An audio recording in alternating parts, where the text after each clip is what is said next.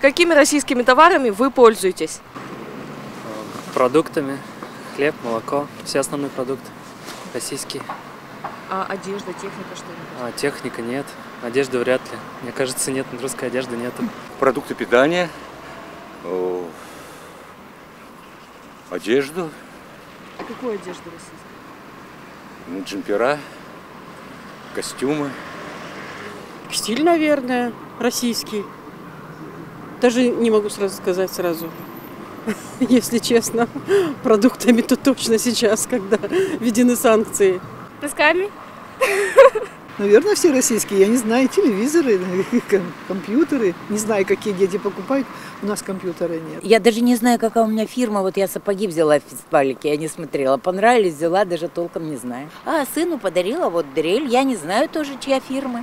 Даже, простите, я уже так привыкла, что не разделяю. Смотрю, консультируюсь. Говорят, товар хороший. Я не всегда знаю, чья фирма, наша или не наша. Продуктами российского производства. Лопата, грабли, холодильник российский, Смоленск, еще что российское. К сожалению, электрочайники уже не российские. Это плохо. Мне марка нравится, сделана в СССР. Это хорошо.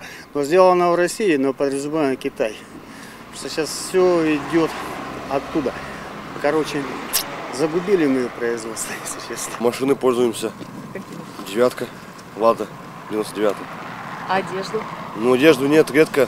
Одежда так все, зарубежное стараемся покупать. Не могу сказать, не знаю даже. Не могу.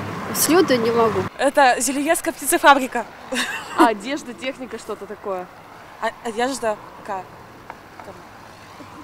Всякая, которая это удобная. Наверное, одеждой, да. Нижней одеждой, трикотажем. И вообще платье покупаю, все.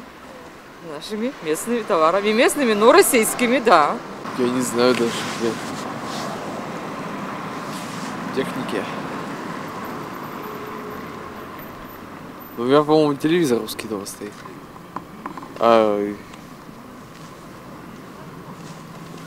Ну не знаю, джинсы вот эти, по-моему, тоже наши.